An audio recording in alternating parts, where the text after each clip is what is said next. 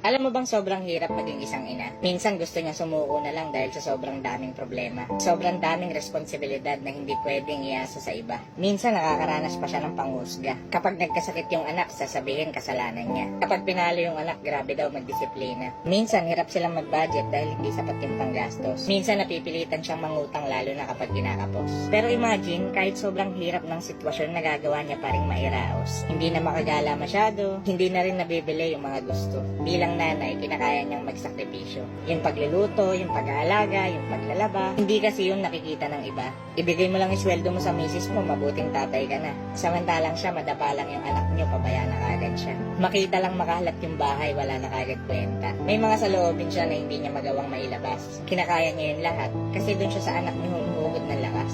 Isang tingin lang sa anak niyo, nakakalimutan niya lahat ng problema. Nakakapagod maging isang ina. Pero kahit suko na siya, hindi siya pwedeng magpahinga.